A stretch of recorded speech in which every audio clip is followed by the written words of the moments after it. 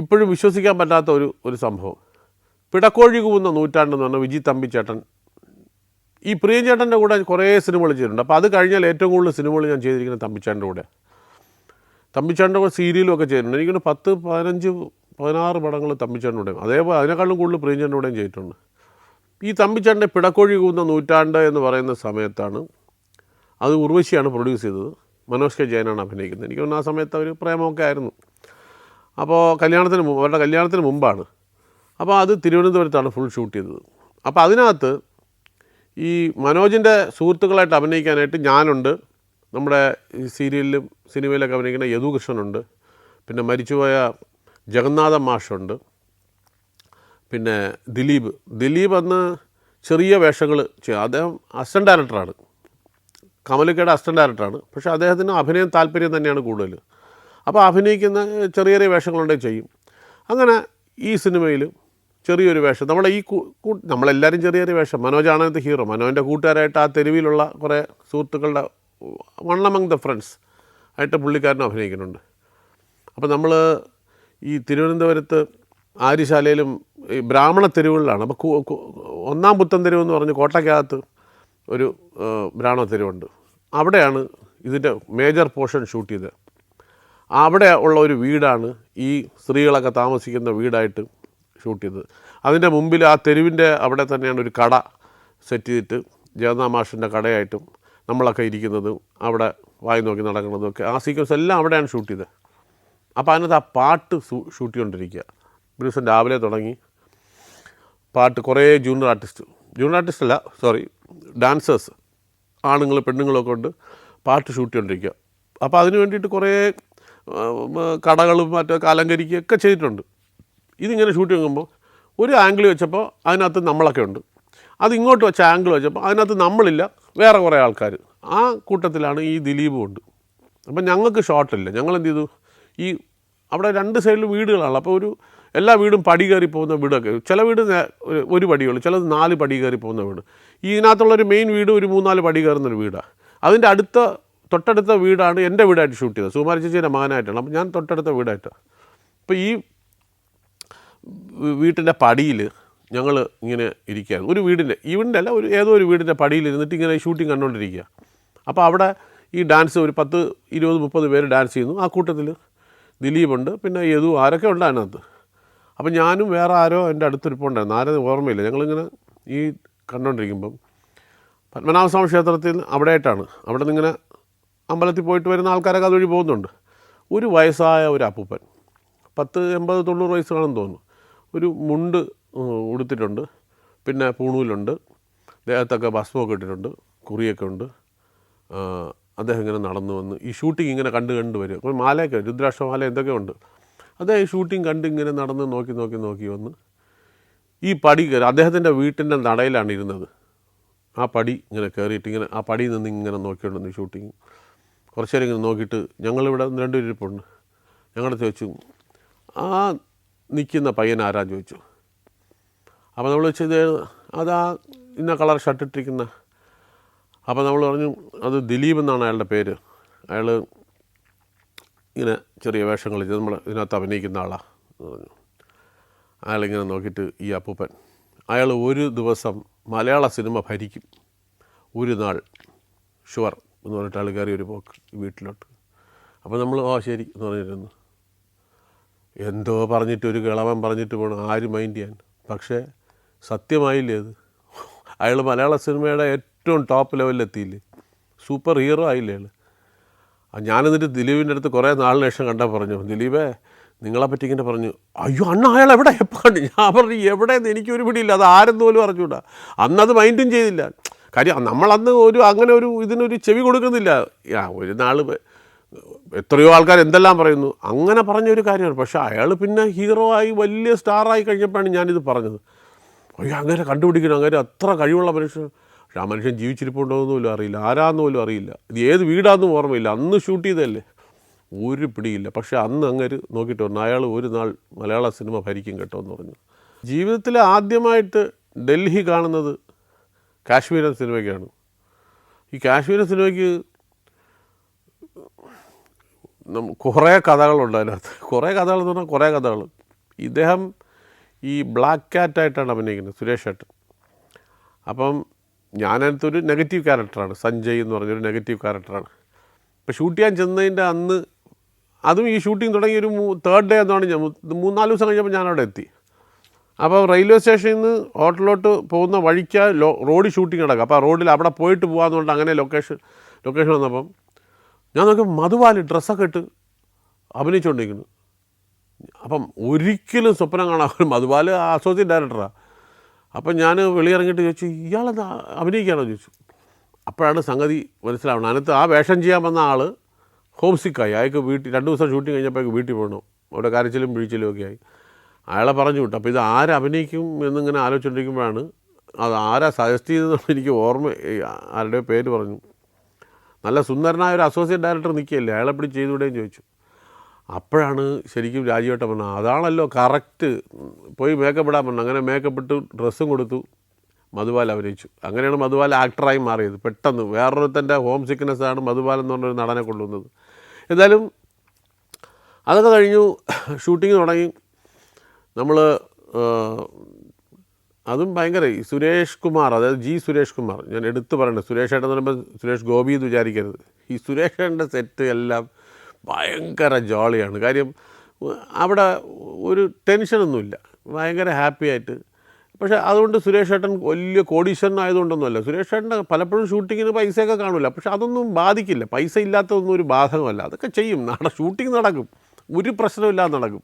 സുരേഷ് ഏട്ടൻ്റെ അത് അദ്ദേഹത്തിൻ്റെ സുഹൃബന്ധത്തിൻ്റെ ഒരു പ്രത്യേകത, അദ്ദേഹത്തിൻ്റെ ഒരു സ്റ്റബൺനെസ്സിൻ്റെ ഒരു ഇതാണ്. അപ്പോൾ ഷൂട്ടിങ് നടക്കും. ചിലപ്പോൾ അതിന് കാശ് കാണില്ല. ജനറേറ്ററിനകത്ത് ഡീസൽ ഇല്ലെങ്കിലും ജനറേറ്റർ ഓടിക്കൊണ്ടിരിക്കും. എനിക്ക് ജനറേറ്ററിന് സുരേഷ് ഏട്ടനെ പേടിയാതുണ്ടോയെന്ന് അറിയില്ല, അതൊക്കെ നടക്കും. അപ്പോൾ അങ്ങനെയൊക്കെ.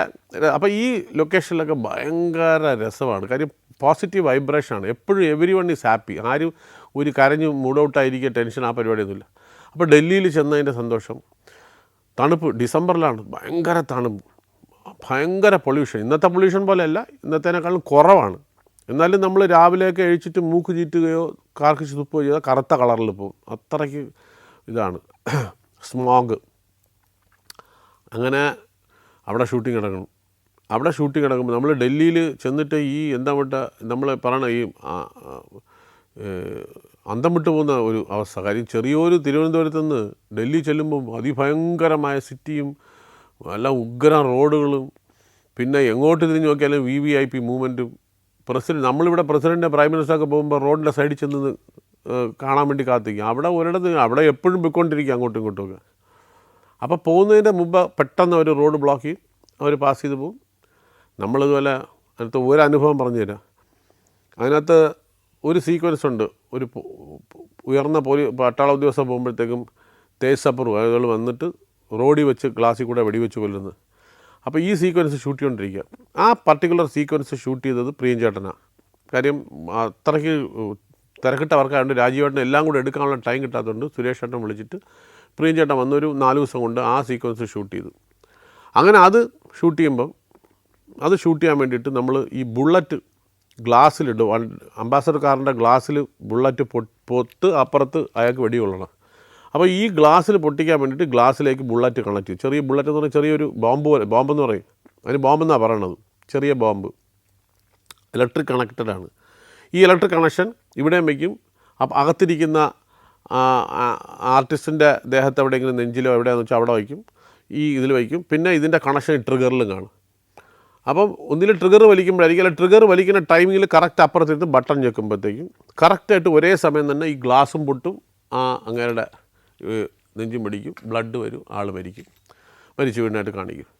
അപ്പോൾ ഇതാണ് ഷൂട്ട് ചെയ്യുന്നത്. അപ്പം നമ്മളിത് അവിടെ ഈ ഡൽഹിയിൽ റോഡിൽ ഷൂട്ട് ചെയ്യുമ്പോഴുള്ള പ്രത്യേകത എന്ന് പറഞ്ഞാൽ, പോലീസ് പ്രത്യേകം പറഞ്ഞിട്ടുണ്ട്, VIP മൂവ്മെൻ്റ് ഉണ്ടെങ്കിൽ അവർ പോകുന്നതിൻ്റെ 1 മണിക്കൂർ മുമ്പേ പോലീസ് വരും, പട്ടാളം വരും. ഈ പോലീസല്ല, ഡൽഹി പോലീസാണ്. ഡൽഹി പോലീസിനെ കണ്ടാൽ പട്ടാളം പോലെ ഇരിക്കും, മെഷീൻ ഗണ്ണുമായിട്ടാണ് വരുന്നത്. അവിടെ നിന്ന് വന്ന് അവർ ഒരു വാൻ ഇങ്ങനെ പയ്യെ പോകും. അതിൽ നിന്ന് ഒരാളിറങ്ങും, ആ വാൻ ഇങ്ങനെ പിന്നെയും പോകും. എത്രയോ ഡിസ്റ്റൻസാണ്, അവിടെ ചെല്ലുമ്പോൾ അടുത്താളിറങ്ങും, അത് കഴിഞ്ഞ് അടുത്താൾ അങ്ങനെ ഇറങ്ങി പോകും. ഇവർ നേരെ തിരിഞ്ഞ് ഇങ്ങോട്ട് റോഡിലോട്ട് ഫേസ് ചെയ്ത് നിൽക്കില്ല, നേരെ തിരിഞ്ഞ് ഈ 2 സൈഡിലും ഇതുപോലെ ഇറങ്ങി അങ്ങ് പോകും. അത് കഴിഞ്ഞ് കൃത്യം 15-20 മിനിറ്റ് കഴിയുമ്പം ഈ VIP മൂവ്മെൻറ്റ് അതുവഴി പോയി കഴിഞ്ഞാൽ ഈ വാൻ വീണ്ടും തിരിച്ച് ഇതുപോലെ വരും. ഇതുപോലെ കയറി ഇവരങ്ങ് പോകും. ഇതൊക്കെ വളരെ ഫാസ്റ്റായിട്ടാണ് നടക്കുന്നത്. ഇതുപോലത്തെ ഒരുപാട് സമയമൊന്നും തടഞ്ഞിടുന്ന പരിപാടിയില്ല. അപ്പം നമ്മളിവിടെ ഈ ഷൂട്ട് ചെയ്തുകൊണ്ടിരിക്കുമ്പോൾ അതിൻ്റെ പല സീക്വൻസും എടുത്തു. ഇനി ഷൂട്ട് ചെയ്യേണ്ടത് ഈ കാറ് നിർത്തിയിട്ട് അതിലേക്ക് വെടിവെക്കുന്ന സീക്വൻസാണ്. അപ്പം ഗൺ രാജേന്ദ്രനുണ്ട്. ഗൺ രാജേന്ദ്രൻ എന്നാൽ നമ്മുടെ പഴയകാല സിനിമകളിൽ മുഴുവൻ ഗണ്ണുമായിട്ട് ബന്ധപ്പെട്ട എല്ലാ എക്സ്പ്ലോഷൻസും എല്ലാം ചെയ്യുന്നത് രാജേന്ദ്രൻ എന്ന് പറഞ്ഞ ആളാണ്. അദ്ദേഹത്തിനെ ഗൺ രാജേന്ദ്രൻ എന്നാണ് വിളിക്കുന്നത്. ഈ ഒരു 3 മാസം മുമ്പ് ഞാനിപ്പോൾ ഒരു സിനിമ ചെയ്തപ്പം ഗൺ രാജേന്ദ്രൻ അദ്ദേഹത്തിനെ ഞാൻ കണ്ടു. ഞാൻ കുറേ നാൾ അണ്ണാ എങ്ങനെയുണ്ട് സൗഖ്യമാണെന്നൊക്കെ പറഞ്ഞ് കുറേ പഴയ കഥകളൊക്കെ സംസാരിച്ചു. ഭയങ്കര സന്തോഷമായി. ഞാൻ ഫോട്ടോ ഒക്കെ എടുത്ത് അദ്ദേഹമായിട്ട് ഒരുപാട് നാളിന് ശേഷം കാണുകയാണ്. അങ്ങനെ അദ്ദേഹത്തിൻ്റെ അസിസ്റ്റൻറ്റ് അവിടെ ഇരുന്ന് ഇങ്ങനെ ഈ ഫിറ്റ് ചെയ്തുകൊണ്ടിരിക്കുക. അതായത് കണക്ട് ചെയ്ത് ബാറ്ററിയിലേക്ക് കണക്ട് ചെയ്യണം. ഈ കാറിന് അകത്തൂടെയൊക്കെ വയറൊക്കെ ഇട്ട് അത് വെളിയിലെടുത്ത് പിന്നെ അതിൻ്റെ കണക്ഷൻ ഇങ്ങനെ ചെയ്തുകൊണ്ടിരിക്കുമ്പം ഇയാൾ അങ്ങോട്ട് തിരിഞ്ഞ് ഇങ്ങനെ ചെയ്യുക. പുറകിൽ റോഡ്. ഞങ്ങളൊക്കെ എല്ലാവരും വെയിറ്റ് ചെയ്യുക. ഇത് റെഡി ആയിട്ട് വേണം കൊണ്ടിട്ട് ഷോട്ട് എടുക്കുക. കറക്റ്റ് ആ സമയത്ത് ഈ പോലീസ് വണ്ടി ഇങ്ങനെ വന്ന് ഇങ്ങനെ പോകുന്നു. ഓരോ പട്ടാളല്ല പോലീസുകാർ ഇറങ്ങുന്നു. അപ്പോൾ ഈ ഇറങ്ങുന്ന പോലീസുകാർക്ക് അറിയില്ല ഇവിടെ എന്താ നടക്കണമെന്ന്. അവർ നോക്കിയപ്പോൾ കുറേ ആൾക്കാർ നിൽപ്പുണ്ട്. കൈയടിച്ചില്ല പുറേ പോകുന്നതാണ് എല്ലാം കൈയടിച്ചു. നമ്മളൊക്കെ പുറകോട്ടിറങ്ങി. അപ്പോൾ ഇതൊന്നും ശ്രദ്ധിക്കാതെ ഒരുത്തൻ ഈ കാറിൻ്റെ സൈഡിലിരുന്ന് കുത്തിയിരുന്നിട്ട് ഇങ്ങനെ വയറൊക്കെ കടിക്കുന്നു മുറിക്കുന്നു കണക്ട് ചെയ്യുന്നു ഇങ്ങനെയൊക്കെ ചെയ്തുകൊണ്ടിരിക്കുക. അപ്പോൾ അയാൾ നോക്കിയപ്പം എന്തോ ഒരു പന്തികൾ പതുക്കെ അടുത്ത് വന്നിട്ട് ക്യാ കർത്തേ ചോദിച്ചു. യവൻ ആരും പോലും നോക്കിയില്ല, അങ്ങോട്ട് തിരിഞ്ഞു പോലും നോക്കിയില്ല. ബാംബ് ഫിറ്റിംഗ് കർത്താ എന്ന് പറഞ്ഞു. അതുവഴി പ്രസിഡൻറ്റ് അങ്ങോട്ടാ പോവാ 10 മിനിറ്റ് കഴിഞ്ഞാൽ. എൻ്റെ ദൈവമേ, ഇയാൾ ഈ തോക്കിനെ തിരിച്ച് എന്തോന്നോ പറഞ്ഞു. അയാൾ പേടിച്ച് ഉടനെ അവിടെ നിന്ന് ആൾക്കാർ നമ്മുടെ കൂടെ ഉള്ളവർ തന്നെ ഓടി വന്നു. അയ്യോ ഫിലിം ഷൂട്ടിങ്. ഇയാൾക്ക് ആ കൂടെ ഇത് മാത്രമേ കേട്ടുള്ളൂ, ബോംബ് ഫിറ്റിംഗ് കർത്താ എന്ന്. അതായത് ഈ പ്രസിഡന്റ് ബോംബ് പൊട്ടിക്കാനായിട്ട് വെച്ചോണ്ടിരിക്കുകയാണെന്നാണ് അവൻ വിചാരിച്ചത്, ഈ പോലീസുകാരൻ. Slovenia, Montenegro, Serbia, Panama. സഞ്ചാരം വോളിയം നമ്പർ 13 ഫുൾ HDയിലുള്ള ഈ അപൂർവ ദൃശ്യയാത്രാ വിവരണ ശേഖരം സ്വന്തമാക്കാൻ 9955442222 എന്ന നമ്പറിലേക്ക് സഞ്ചാരം എന്ന് SMS ചെയ്യൂ. നമ്മൾ ഈ ഷൂട്ടിംഗ് തുടങ്ങുന്നതിൻ്റെ ഒരു 10 ദിവസം കൂടെ വലിയ വിവാദമായ വിഷയമുണ്ടായി. ഈ VIP പോകുമ്പോൾ 2 സൈഡിലുള്ള അവിടെ നിന്ന് ഇവിടെ നിന്നൊക്കെ വരുന്ന റോഡൊക്കെ സ്റ്റോപ്പ് ചെയ്യും. അപ്പോൾ സ്റ്റോപ്പ് ചെയ്ത് കഴിഞ്ഞാൽ വണ്ടി ഓഫ് ചെയ്തിടണം. എൻജിൻ ഓൺ ചെയ്ത് നിർത്താൻ പാടില്ല. അതാണ് അവിടുത്തെ നിയമം. ഈ എൻജിൻ ഓഫ് ചെയ്തിടുക. അപ്പോൾ ഈ സ്കൂട്ടർ ബജാജ് ചേതക് സ്കൂട്ടറിൽ ഒരാൾ വന്നിട്ട് ഏറ്റവും ഫ്രണ്ടിൽ നിൽക്കുക. അയാൾ ഈ സ്കൂട്ടർ അയാളുടെ പിള്ളേരെ കൊണ്ട് സ്കൂളിൽ വിട്ടിട്ട് തിരിച്ച് രാവിലെ വീട്ടിലേക്ക് തിരിച്ചു പോവുക. ഈ വണ്ടികളുടെ കൂട്ടത്തിൽ ഇയാൾ നിൽപ്പുണ്ട്. ഇപ്പോൾ VIP പാസ് ചെയ്യുമ്പം ഈ കമാൻഡോസ് മെഷീൻ ഗണ്ണും വച്ച് ഇങ്ങനെ അവിടെ നിൽപ്പുണ്ട്. ഈ വണ്ടിക്കകത്ത് ഫുൾ കാണും. അവരൊരു മൂവ്മെൻറ്റ് കണ്ടാൽ അവർ ഫയർ ചെയ്യും. ഇത് ആരാണ്ട് പോകുമായിരുന്നു അതുവഴി. അമേരിക്കൻ പ്രസിഡൻറ്റോ ജപ്പാൻ്റെ പ്രസിഡൻറ്റോ ആരാന്നറിയില്ല, ഏതോ മഹാനുഭാവൻ അതുവഴി ഇങ്ങനെ പാസ് ചെയ്യുകയാണ്. നമ്മൾ ഷൂട്ട് ചെയ്യാൻ ചെല്ലണതിൻ്റെ ഒരു 10-15 ദിവസത്തിന് മുമ്പ് നടന്ന സംഭവമാണ്. ഈ സ്കൂട്ടറിൽ ഇയാൾ വണ്ടി ഓഫ് ചെയ്യില്ല. ഈ ചേതകിനൊന്നും വലിയ സൗണ്ടില്ല. അപ്പോൾ സ്കൂട്ടറൊന്നും ഒരു വലിയ സൗണ്ടില്ലാത്തതുകൊണ്ട് ഓഫ് ചെയ്യില്ല. കാറൊക്കെ ഓഫ് ചെയ്യും. അവിടെ പോലീസ് ഇപ്പോൾ ഉണ്ട്. അപ്പോൾ ഇയാൾ പതുക്കെ ഇങ്ങനെ നിൽക്കുകയായിരുന്നു. ഈ വണ്ടി കറക്റ്റായിട്ട് പാസ് ചെയ്യുന്ന സമയത്ത് ഇയാളുടെ ക്ലച്ച് കയ്യിൽ നിന്ന് വിട്ടുപോയി. ഇയാൾ ഫസ്റ്റ് ഗിയർ ഇട്ട് നിർത്തിയിരിക്കുകയായിരുന്നു. ചേതക് സ്കൂട്ടറിന് ഒരു പ്രത്യേകത ഉണ്ട്, അത് വീലി പെട്ടെന്ന് ഫ്രണ്ട് ചാടും. ഈ വണ്ടി ഒരു ഒറ്റ ചാട്ടം ചാടി ആ വണ്ടിക്കകത്ത് പാസ് ചെയ്ത് പോണ പട്ടാളക്കാരന്മാർ വെടിവെച്ചു. എത്ര വെടിവെച്ചെന്ന് അറിഞ്ഞൂടാ. വെടിവെച്ച പട്ടാളക്കാരന്മാർക്ക് വിവരമുള്ളതുകൊണ്ട് ഒരു ബുള്ളറ്റ് പോലും പാഴായില്ല. എല്ലാം അയാളുടെ ശരീരത്തിൽ തന്നെ കയറി. അപ്പം സ്പോട്ടിൽ തീർന്നു. അത് ഭയങ്കര വിഷയമായി. പൊതുജനത്തിൻ്റെ ഇടയിൽ എങ്ങനെ ഒരു സാധാരണക്കാരനെ വെടിവെക്കാൻ സാധിക്കും, മറ്റേലും മറിച്ചാണ് ഭയങ്കര വിവാദമായി ആ സമയത്ത്. പക്ഷേ ഒന്നും ചെയ്യാനില്ല. കേസൊക്കെ ആയതെങ്കിലും ഒന്നും ചെയ്യാകില്ല. കാര്യം സെക്യൂരിറ്റി റീസൺസ് ആണ്. ഒരു റോങ് മൂവ്മെൻറ്റ് കണ്ടാൽ അവർ ഷൂട്ട് ചെയ്യും. അവർക്ക് അതിനുള്ള അധികാരമുണ്ട് ഷൂട്ട് ചെയ്യാൻ. കാര്യം ഈ പോകുന്ന ആളുടെ ജീവനാണ് കൂടുതൽ വില. അതുകൊണ്ട് അവർ ഷൂട്ട് ചെയ്യും. അങ്ങനെ അത് വലിയ വിവാദമായി. അപ്പോൾ ഈ കഥകളൊക്കെ നമ്മൾ കേട്ടതാണ്, അവിടെ ആൾക്കാർ പറഞ്ഞ് കേട്ടതാണ്. അപ്പോഴാണ് ഈ സാറ് ബോംബ് ഫിറ്റിംഗ് കർത്താൻ അവൻ തീരുന്നതിന് മുമ്പ് വെടിവെച്ചിരുന്ന് എന്ത് ചെയ്താണ്. അപ്പോഴാണ് അവർ പിന്നെ ആളുമെന്ന് പറഞ്ഞ് നിങ്ങൾ ഷൂട്ട് ചെയ്യുകയാണെങ്കിൽ ബോർഡ് വച്ചിട്ട് വേണം ഷൂട്ട് ചെയ്യാൻ, ഫിലിം ഷൂട്ടിങ്. അങ്ങനെ പിന്നെ അതിനുശേഷം നമ്മൾ ഫിലിം ഷൂട്ടിങ്ങിൻ്റെ ബോർഡ് വെച്ചു. അതേപോലെ തന്നെ വേറെ കൃഷ്ണകുമാർ സാറിൻ്റെ, അദ്ദേഹം മന്ത്രിയായിരിക്കുന്ന സമയത്താണ്, നമ്മുടെ തിരുവനന്തപുരത്തുള്ള കൃഷ്ണകുമാർ സാറ് അദ്ദേഹം മന്ത്രിയായിരുന്നല്ലോ. അപ്പോൾ അദ്ദേഹം മന്ത്രിയായിരിക്കുമ്പോൾ അദ്ദേഹത്തിൻ്റെ മന്ത്രിമന്ദിരത്തിൽ നമ്മൾ ഷൂട്ട് ചെയ്യുകയാണ്. ആ ഷൂട്ട് ചെയ്യുന്ന സീക്വൻസ് എന്ന് പറഞ്ഞാൽ അത് ശാരദ ചേച്ചിയുടെ വീടായി ഷൂട്ട് ചെയ്യുന്നത്. അവിടെ രാത്രി തീവ്രവാദികൾ ഇടിച്ചു കയറി വെടിവെക്കുന്ന സീക്വൻസാണ് ഷൂട്ട് ചെയ്യുന്നത്. ഇത് ലോക്കൽ സ്റ്റേഷനിൽ പറഞ്ഞില്ല.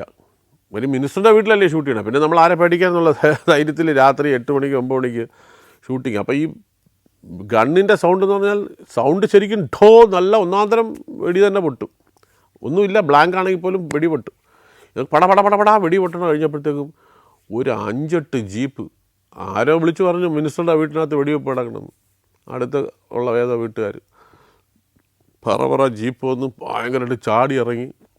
അവർ വന്നു കഴിഞ്ഞപ്പോൾ അവർക്ക് മനസ്സിലായി എന്തോ കുഴപ്പം, ലൈറ്റൊക്കെ ഇട്ട് വെച്ചിരിക്കുന്നു. പിന്നെ അപ്പോഴും അവർ വന്ന് ഒരുപാട് പറഞ്ഞു നിങ്ങളിങ്ങനെ ചെയ്യാൻ പാടില്ല, ഒന്നാമത് മിനിസ്റ്ററുടെ വീടാണ്, മിനിസ്റ്ററുടെ പെർമിഷൻ കൊണ്ട്, പക്ഷേ ഞങ്ങൾ അറിയിക്കണം എന്ന് പറഞ്ഞു. അല്ല സുരേഷ് ഏട്ടൻ ഈ കമാൻഡോരെ വേഷം ഇട്ടുകൊണ്ട് റോഡ് ക്രോസ് ചെയ്ത് പോയി. ഇവിടെ ഇരിക്കുന്നു ഞങ്ങളെല്ലാം ഇപ്പുറത്തൊരു സ്ഥലത്ത്, നേരെ ഓപ്പോസിറ്റ് ഷൂട്ടിങ്. അപ്പോൾ പോകാൻ വേണ്ടിയിട്ട് നേരെ റോഡ് ക്രോസ് ചെയ്താൽ മതി, സുരേഷ് ഏട്ടൻ്റെ ഷോട്ടാണ്, പോകാമെന്ന് പറഞ്ഞു. സുരേഷ് ഏട്ടൻ നടന്ന് ക്രോസ് ചെയ്ത് അങ്ങോട്ട് പോയി. അടുത്ത സെക്കൻഡിൽ വിളി വന്നു. എന്താ സംഭവം എന്ന് പറഞ്ഞാൽ ഈ കമാൻഡോ ഒന്നും റോട്ടിൽ കൂടെ നടന്നു പോകില്ല. അവർ വെച്ച് ഒറിജിനൽ കമാൻഡോ കൂടെ ഒരു 5-6 പേര് പോകുന്നുണ്ട്. അദ്ദേഹത്തിൻ്റെ മേക്കപ്പ് മാനുണ്ട്, പ്രൊഡക്ഷൻ മാനേജറുണ്ട്, ഒരു 5-6 ആൾക്കാർ. അപ്പം ഈ വണ്ടി പോയ ഉയർന്ന ഉദ്യോഗസ്ഥൻ വിചാരിച്ചു നമ്മുടെ ഏതോ ഒരു കമാൻഡോ നാട്ടുകാർ തട്ടിക്കൊണ്ട് പോവുകയാണെന്ന് വിചാരിച്ചു. അയാൾ വിളിച്ച് പറഞ്ഞു. അപ്പം തന്നെ വിളി വന്നു. പറഞ്ഞു അല്ല, ഒരിക്കലും അങ്ങനെ നടക്കരുത്, ഒരു അടിയാണെങ്കിൽ പോലും കാറി കൊണ്ടുവിടുക. ഈ യൂണിഫോം ഉള്ളതുകൊണ്ട് ഇല്ലേ കുഴപ്പമില്ല, യൂണിഫോം ഉള്ളതുകൊണ്ട്. ഈ 97 കല്യാണം കഴിഞ്ഞിട്ട് ഞാൻ പ്രേമിച്ച കുട്ടിയെ തന്നെയാണ് കല്യാണം കഴിച്ചത്. അങ്ങനെ ആരെങ്കിലും സംശയം ഉണ്ടെങ്കിൽ എടുത്ത് പറഞ്ഞതേ ഉള്ളൂ. ഫസ്റ്റ് അഭിനയിക്കാൻ പോണ സിനിമയാണ് പ്രണയവർണ്ണങ്ങൾ. അപ്പോൾ പ്രണയവർണ്ണങ്ങളിൽ അഭിനയിക്കാൻ ചെന്നപ്പം ഉണ്ടായ ഭാഗ്യം എന്ന് പറഞ്ഞാൽ ഒരു ദിവസം രാവിലെ വന്നപ്പോൾ ഷിബി സാർ പറഞ്ഞു, നന്ദു നിനക്കൊരു കോളുണ്ട് കേട്ടോ, അത് ഈ 4 വരി ഇങ്ങനെ വെറുതെ പാടുന്നേ ഉണ്ടായിരുന്നുള്ളൂ, ആലയിലോ പുലയിലോ എന്നുള്ളത്. അതിങ്ങനെ പറഞ്ഞപ്പോൾ അവർ എല്ലാവരും ഡിസ്കസ് ചെയ്തപ്പോൾ അതൊരു പാട്ടാക്കി മാറ്റാം എന്നുള്ള രീതിയിൽ അങ്ങനെ അത് മ്യൂസിക് കൊടുത്തു. അപ്പോൾ അത് പാട്ടായി. നന്ദു ഡാൻസ് ചെയ്യുമല്ലേ? ഞാൻ പറഞ്ഞു ചെയ്യും ചേട്ടാന്ന്. അങ്ങനെ എനിക്ക് ഭാഗ്യത്തിന് വീണ് കിട്ടിയതാണ് ഈ ആലയിലോ പുലയിലോ എന്നുള്ള പാട്ട്, ആ ഡാൻസും ഒക്കെ. അങ്ങനെ കല്യാണം കഴിഞ്ഞ് ഫസ്റ്റ് ഇമ്മീഡിയറ്റായിട്ട് അതിൻ്റെ ഷൂട്ടിങ്ങിനാണ് പോകുന്നത്. സെപ്റ്റംബർ 3 കല്യാണം. ആ മാസം തന്നെ ട്രിവാൻഡ്രത്ത് വെച്ച് തന്നെ. അപ്പോൾ ഞാൻ ചില ദിവസങ്ങളിലൊക്കെ എൻ്റെ ബൈക്കിൽ വൈഫിനെയും കൂടെ കയറ്റിയിരുത്തി അവളെയും ലൊക്കേഷനിൽ കൊണ്ടുപോകുമായിരുന്നു. അങ്ങനെയാണ് പ്രണയവർണ്ണങ്ങൾ ഷൂട്ട് ചെയ്തത്. അപ്പം ഞാൻ പ്രണയവർണ്ണങ്ങളിലെ ഒരു സീക്വൻസ് നേരത്തെ പറഞ്ഞല്ലോ, കമലദളത്തിൽ ചെയ്ത അതേ ഒരു സാധനം ഇതിനകത്തും ചെയ്തു എന്നുള്ളത്. അങ്ങനെ പ്രണയവർണ്ണങ്ങൾ ഷൂട്ടിംഗ് കഴിഞ്ഞ് ഇമ്മീഡിയറ്റായിട്ട് ഷൂട്ട് ചെയ്യണത് ഡോലി സജാക്കെ റഖ്ന എന്ന് പറഞ്ഞാൽ പ്രേംചേട്ടൻ്റെ ഹിന്ദി സിനിമയാണ്. അത് അനീതി പ്രാവിൻ്റെ ഹിന്ദിയാണ്. അപ്പോൾ അനീതി പ്രാവിൽ അബി ചെയ്ത വേഷം, ആ വേഷം ആണ് ഞാൻ ഹിന്ദിയിൽ ചെയ്തത്. അതിനകത്ത് ഇന്നസെൻ്റ് ഏട്ടൻ്റെ ഒരു അസ്മാദിയായിട്ടാണ് അബിയുടെ ക്യാരക്ടർ. ഇന്നസെൻ്റ് ഏട്ടൻ്റെ വേഷം ചെയ്തത് അമരീഷ് പുരിയാണ്. അപ്പോൾ അദ്ദേഹത്തിൻ്റെ അസ്മാദിയായിട്ട് അത് ഗോവയിലായിരുന്നു ഷൂട്ടിങ്. അങ്ങനെ ആ ഷൂട്ടിങ്ങിന് പ്രിയചേട്ടൻ പറഞ്ഞു 10-14 ദിവസം ഉണ്ട് കേട്ടോ ഷൂട്ടിങ്, നീ വന്നേരാന്ന് പറഞ്ഞു. പെട്ടെന്ന് നീ ഇപ്പോഴല്ലേ കല്യാണം കഴിഞ്ഞ്, അപ്പം നീ അവളെ വിളിച്ചോണ്ടോടാ, ഗോവയിലല്ലേ ഷൂട്ടിങ്, നിങ്ങൾക്ക് കോട്ടേജ് തരാൻ ഞാൻ പറഞ്ഞേക്കാമെന്ന് പറഞ്ഞു. അങ്ങനെ പ്രിയചേട്ടൻ പറഞ്ഞുകൊണ്ട് എനിക്ക് നല്ലൊരു കോട്ടേജ് എല്ലാം കിട്ടി. അവർ താമസിക്കുന്ന അതേ റിസോർട്ടിൽ തന്നെ. അങ്ങനെ അവിടെ ഓസിന് ഹണിമൂൺ അവിടെ ആഘോഷിച്ചു. ഡോലി സജാക്കെ റഖ്ന. ആ സിനിമയുടെ പ്രത്യേകത എന്ന് പറഞ്ഞാൽ നമ്മുടെ ജ്യോതികയുടെ ഫസ്റ്റ് ഫിലിമാണത്. ജ്യോതികയുടെ കൂടെ പിന്നെ ഞാനൊരു സിനിമയും കൂടെ ചെയ്തു, മലയാളം, സീതാ കല്യാണം എന്ന് പറഞ്ഞ പടം. അപ്പം ഇത് ജ്യോതികയുടെ ഫസ്റ്റ് ഫിലിമായിരുന്നു ഈ ഡോലി സജാക്കെ റഖ്ന. അമരീഷ് ജിയായിട്ട് ഞാൻ അനൂപ് അഭിനയിച്ചിട്ടുണ്ട്, ഗർദിഷിൽ അഭിനയിച്ചിട്ടുണ്ട്. അപ്പോൾ അദ്ദേഹത്തിന് അന്നും കുറേ ഒരു സീനേ ഉള്ളൂ, പക്ഷേ കുറേ ദിവസം അവിടെ ഉണ്ടായിരുന്നുകൊണ്ട് അദ്ദേഹമായിട്ടൊക്കെ നല്ല ഒരു സ്നേഹബന്ധം ഉണ്ടായിരുന്നു. അപ്പോൾ അദ്ദേഹം നന്ദുജി എന്ന് വിളിക്കും, നല്ല ബേസ് സൗണ്ടും ഭയങ്കര വളരെ നല്ല മനുഷ്യനാണ് അദ്ദേഹം. ഈ സമയത്തിൻ്റെ കാര്യത്തിൽ കൃത്യനിഷ്ഠതയിൽ ഭയങ്കര ഷാർപ്പാണ്. അതിന് അദ്ദേഹം ഒരു കഥ പറഞ്ഞത്, അദ്ദേഹം ഇംഗ്ലീഷ് സിനിമയിൽ ഹാരിസൺ ഫോർഡിൻ്റെ ടെമ്പിൾ ഓഫ് ഡൂം എന്ന് പറഞ്ഞ പടത്തിൽ അഭിനയിക്കാൻ പോയപ്പം അദ്ദേഹത്തിനുണ്ടായ അനുഭവം, അദ്ദേഹം ലേറ്റാവുകയും കാറ് തിരിച്ചു പോവുകയൊക്കെ ചെയ്ത് പിന്നെ ലൊക്കേഷനിൽ ചെന്നിട്ട് ഡയലോഗ് പ്രോംപ്റ്റിംഗ് ഉണ്ടെന്ന് വിചാരിച്ച് വെയിറ്റ് ചെയ്യുകയും അതില്ലാതെ വരികയും പിന്നെ പോയിരുന്ന് പഠിക്കേണ്ടി വരികയൊക്കെ ചെയ്ത കുറേ കഥകൾ അദ്ദേഹം പറഞ്ഞിട്ടുണ്ട്. അതൊക്കെ ഭയങ്കര രസകരമായ അനുഭവങ്ങൾ. അപ്പോൾ അന്നാണ് മനസ്സിലായത് ഈ നമ്മൾ ടൈമിങ്ങും അദ്ദേഹം എപ്പോഴും പറയണത് ഒരു സമയം പറഞ്ഞാൽ ആ സമയത്ത് രാവിലെ 6 മണിക്ക് ഷൂട്ടിംഗ് എന്ന് പറഞ്ഞാൽ 6 മണിക്ക് ഇറങ്ങിയിരിക്കണം. അപ്പോൾ അതിന് ഉപോത്ഫലകമായ ഒരു സംഭവം ഉണ്ടായത് ഈ ഗർദിഷ് എന്ന് പറഞ്ഞ സിനിമയുടെ ഷൂട്ടിംഗ് നടക്കുമ്പം പ്രിയൻചേട്ടൻ ഇദ്ദേഹത്തിന് ഈ ഹാറ്റ് ഭയങ്കര വീക്ക്നെസ്സാണ്. അമരീഷ് അദ്ദേഹത്തിൻ്റെ കയ്യിൽ 10,000-ഓളം ഹാറ്റുകൾ. അത് ഈ റോഡ് സൈഡിലുള്ള 5 രൂപയുടെ ഹാറ്റല്ല. ഇദ്ദേഹം ഓസ്ട്രേലിയയിൽ പോയാൽ അവിടെ നിന്ന് ഓസ്ട്രേലിയയിലെ ഏറ്റവും എക്സ്പെൻസീവായിട്ടുള്ള, അപ്പം വളരെ ഭയങ്കര ക്രോക്കഡൈൽ ഇത് മറ്റേ സ്നേക്കിൻ്റെ ഇത് എന്നൊക്കെ പറഞ്ഞ് പല കങ്കാരുവിൻ്റെ പല സ്കിന്നിലുണ്ടാക്കിയത് പലതരത്തിലുള്ള ഇതിലുണ്ടാക്കി എന്തൊക്കെയോ തരത്തിലുള്ള സാധനങ്ങൾ ഈ ഹാറ്റ്സ് എല്ലാം വെരി എക്സ്പെൻസീവ്. ഈ ഹാറ്റിനെ സൂക്ഷിക്കാൻ വേണ്ടിയിട്ട് അസിസ്റ്റൻറ്റിൻ്റെ കയ്യിൽ ഒരു ബോക്സ് അതിനകത്ത് വച്ച് ചുമ്മാതെ ഷൂട്ടിങ് സമയത്ത് എടുത്ത് ഇങ്ങനെ ഇടുകയൊന്നുമില്ല. അങ്ങനെ ഷൂട്ടിങ് വന്നു കഴിഞ്ഞാൽ ഷോട്ട് റെഡിയായി ഒന്ന് മേക്കപ്പ് ചെയ്യുന്ന സമയത്ത് ഇത് ഊരി കറക്റ്റായിട്ട് അത് വച്ച് അതിനെ ക്ലോസ് ചെയ്ത് ഇതിനെ ഡെയിലി പോളിഷൊക്കെ ചെയ്ത് അതൊക്കെ അതിന് സൂക്ഷിക്കാൻ തന്നെ ഒരു സെറ്റപ്പാണ്. ആർക്കും കൊടുക്കില്ല. ഗർദിഷിൻ്റെ ഷൂട്ടിംഗ് കിടക്കുമ്പോൾ പ്രിയചേട്ടൻ ഒരു ദിവസം രസത്തിന് പറഞ്ഞു, അമരീഷ് എനിക്കൊരു ഹാറ്റ് താന്ന് പറഞ്ഞു. അപ്പം അങ്ങനെ പറഞ്ഞു, ഞാൻ ഒരു മനുഷ്യന് ഹാറ്റ് കൊടുക്കില്ല, എൻ്റെ ഹാറ്റ്സ് മുഴുവൻ എൻ്റെ സ്വന്തമാണ്. എന്നിട്ട് പറഞ്ഞു, ഈ പടം സൂപ്പർ ഹിറ്റായാൽ ഞാൻ നിനക്കൊരു ഹാറ്റ് തരാമെന്ന് പറഞ്ഞു. അങ്ങനെ ഈ സിനിമ ഭയങ്കര ഹിറ്റായി. 175-ാം ദിവസം ആഘോഷിക്കുകയാണ്. ആഘോഷിക്കുമ്പം ബോംബെയിൽ വെച്ച്. അപ്പോൾ നമ്മൾ ഈ സെൻറ്റോർ ഹോട്ടലിൽ വെച്ചാണ് ഫങ്ഷൻ. അന്ന് സെൻറ്റോർ ഹോട്ടലിൽ അതിൻ്റെ തലേ ദിവസം അവിടെ എത്തി. അതും ഇതുപോലെ തന്നെ റൂം വേറെ എവിടെയോ. അപ്പോൾ ഞാൻ ചേട്ടൻ്റെ അടുത്ത് കാണാൻ വേണ്ടി ചെന്നു. ഞാൻ പറഞ്ഞു, ഇങ്ങനെ സാന്താക്രൂസിലെ അതൊരു അഴുക്ക ലോഡ്ജിലാണ് റൂം. നീ ഒരു കാര്യം ചെയ്യും, നീ ഒരു കാർ എടുത്തുകൊണ്ട് പോയിട്ട് ബാഗ് എടുത്തുകൊണ്ട് വിടുക, ഇവിടെ എൻ്റെ റൂമിൽ കിടക്കാം, 2 ദിവസം കാര്യമൊന്നുമില്ല, ഇവിടെ വന്നു പറഞ്ഞു. അങ്ങനെ ഞാൻ പെട്ടിയെടുത്ത് വന്ന് പ്രിയഞ്ചേട്ടൻ്റെ കൂടെയാണ് താമസിച്ചത് സെൻറ്റോറിൽ. രാത്രി പ്രിയഞ്ചേട്ടൻ്റെ റൂമിലുണ്ട്. ഞാനുണ്ട്, ഈ അപ്പി രാധാകൃഷ്ണൻ ചേട്ടൻ എന്ന് പറഞ്ഞ പ്രൊഡ്യൂസർ, അപ്പി ചേട്ടൻ എന്നാണ് ഞങ്ങൾ വിളിക്കുന്നത്, രാധാകൃഷ്ണൻ, അദ്ദേഹമുണ്ട്, പ്രിയഞ്ചേട്ടൻ, ഞങ്ങൾ 3 പേരും കൂടെ അവിടെ ഇങ്ങനെ ഇരിക്കുന്നു. അപ്പോൾ നമ്മളിങ്ങനെ സംസാരിച്ചുകൊണ്ടിരിക്കുമ്പോഴത്തേക്കും പ്രിയഞ്ചേട്ടൻ പറഞ്ഞു, 10:20 ആകുമ്പോൾ നിങ്ങളൊന്ന് ബാൽക്കണിയിലോട്ട് ഇറങ്ങി നിൽക്കണം, അമരീഷ് പുരി വരുമെന്ന് പറഞ്ഞിട്ടുണ്ട്. അദ്ദേഹത്തിന് എന്തിനാണ് വരണമെന്ന് അറിയില്ല, എന്തോ സംസാരിക്കാൻ വരികയാണ്. അപ്പോൾ എന്തെങ്കിലും ഇതാണെന്നുണ്ടെങ്കിൽ നിങ്ങൾ ബാൽക്കണിലോട്ട് ഇറങ്ങിയിരിക്കാൻ പറഞ്ഞു. നമ്മൾ പറഞ്ഞു ശരി, വരുമ്പോൾ ഇരിക്കാം. അപ്പം ഈ അപ്പിച്ചേട്ടൻ പറഞ്ഞു, അമരീഷ് പുരി അല്ലേ, 10:20 എന്ന് പറഞ്ഞാൽ ഹിന്ദി സിനിമ നടന്മാരല്ലേ, പ്രിയൻ അറിഞ്ഞുകൂടെ, അവർ വരുമ്പോൾ 12:30 മണിയാവുമെന്ന് പറഞ്ഞു. അപ്പോൾ പ്രിയഞ്ചേട്ടൻ പറഞ്ഞു, കൃത്യം 10:20 ബെല്ലടിക്കും, നീ നോക്കിക്കുമെന്ന് പറഞ്ഞു. പറഞ്ഞതുപോലെ തന്നെ 10:20 കറക്റ്റ് ഷാർപ്പ് 10:20 ആയപ്പോൾ ബെല്ല് ടിങ് ടിങ് അടിച്ചു. കഥ പറഞ്ഞു, ഹലോ പ്രിയൻ എന്ന് പറഞ്ഞിട്ട് റൂമിനകത്തോട്ട് കയറി. അപ്പോൾ എന്നെ കണ്ടപ്പോഴും എൻ്റെ അടുത്ത് ഹലോ എന്ന് പറഞ്ഞ് അങ്ങനെ പരിചയപ്പെടുത്തി. അപ്പോൾ ഇങ്ങനെ പറയുകയാണ്, അങ്ങനെ 10:10 വന്ന് അങ്ങേര്. അപ്പം ഞാൻ since I told you that I will be here at 10:20 I weighted 10 minutes outside എന്ന്. 10 മിനിറ്റ് അങ്ങനെ വെളിയിൽ നിന്ന് ലോബിയുടെ അവിടെ. കാര്യം 10:20 വരുമെന്നാണ് പറഞ്ഞത്. അതുകൊണ്ട് 10 മിനിറ്റ് അങ്ങനെ വെളിയിൽ വെയിറ്റ് ചെയ്തു. ഇങ്ങനെ ഒരു ടൈമിങ് ചെയ്യുന്ന ഒരു രീതിയിൽ പോകുന്ന ഒരാളെ ഞാൻ എൻ്റെ ലൈഫിൽ കണ്ടിട്ടില്ല. ഭയങ്കര കൃത്യനിഷ്ഠത. അദ്ദേഹം വന്നു. അപ്പം ഞങ്ങൾ വെളിയിലോട്ട് ഇറങ്ങി, ബാൽക്കണിലോട്ട് ഇറങ്ങി നിന്നപ്പോഴത്തേക്കും അവർ പറഞ്ഞു, വേണ്ട അതിൻ്റെ ഒന്നും ആവശ്യമില്ല, നിങ്ങൾ വരുമെന്നുണ്ട്. അപ്പം ഈ രഹസ്യങ്ങൾ സംസാരിക്കാനൊന്നും അല്ല വന്നത്. ബാഗിനകത്തുനിന്ന് ഒരു ഹാറ്റ് എടുത്ത് പ്രിയഞ്ചേട്ടൻ്റെ, ഞാൻ ആദ്യമായിട്ടാണ് പ്രിയഞ്ചേട്ടൻ്റെ കണ്ണ് നിറഞ്ഞ് കാണുന്നത്. പ്രിയഞ്ചേട്ടൻ ഭയങ്കര സന്തോഷക്കാരും. ഓസ്കാർ അവാർഡ് കിട്ടിയതിന് തുല്യമാണ്. ഒരു മനുഷ്യനും ക്യാപ്പ് കൊടുക്കില്ല, ഹാറ്റ് കൊടുക്കില്ല. പക്ഷേ പ്രിയഞ്ചേട്ടൻ എന്ന് പറഞ്ഞു, ഫസ്റ്റ് ടൈം ഞാൻ ഒരാൾക്ക് ഹാറ്റ് കൊടുക്കണം എന്ന് പറഞ്ഞിട്ട് ഭയങ്കര സന്തോഷമായിരുന്നു. അങ്ങനെ അതുമാത്രമല്ല 10 മിനിറ്റത്തേക്ക് വരുമെന്നാണ് പറഞ്ഞത്. കൃത്യം 10:30 ഓക്കെ ഗുഡ് നൈറ്റ്, ഒറ്റപ്പോക്ക്. അത്ര ടൈമിങ്ങും അത് ഒരു ഭയങ്കര ഒരു സീക്വൻസ് ആയിപ്പോയത്. പ്രിയഞ്ചേട്ടൻ ഇപ്പോഴും ആ ഹാറ്റ് സൂക്ഷിച്ച് വെച്ചിട്ടുണ്ട്. ഭയങ്കര ഒരു പ്രൈസ്ഡ് പൊസഷനായിട്ട് സൂക്ഷിച്ച് വെച്ചിട്ടുണ്ട്. അപ്പോൾ ഇത് ഷൂട്ട് ചെയ്യുമ്പം ഈ കൽപ്പന ഇടിക്കണം. അപ്പം പൊതുവേ ആരോഗ്യം കുറവായ ഒരു വ്യക്തിയെ, അതും ഒരു സ്ത്രീയെ, അത് ഇങ്ങനെ കുനിച്ചു നിർത്തി ഇടിക്കുക എന്ന് പറഞ്ഞാൽ, അപ്പോൾ കൽപ്പന പറഞ്ഞ് നന്ദു ധൈര്യമായിട്ട് ചെയ്തോ, ഒരു കുഴപ്പമില്ല. അപ്പം ഞാൻ പറഞ്ഞു കോണ്ടാക്റ്റ് വയ്ക്കില്ല, ഞാൻ കോണ്ടാക്റ്റ് വച്ചില്ലെങ്കിൽ വൃത്തികേടാവും. ആണുങ്ങളാണെങ്കിൽ കോണ്ടാക്റ്റ് വയ്ക്കുകയും ചെയ്യാം, പെണ്ണുങ്ങളെ എങ്ങനെ ഇത് ഇടിക്കണത് എങ്ങനെ? കൽപ്പന പറയുന്നത് ധൈര്യമായിട്ട് ഇടിച്ചോ, ഒരു കുഴപ്പമില്ല. ഞാൻ പറഞ്ഞു ഒരു കാരണവശാലും ഇടിക്കാക്കില്ല.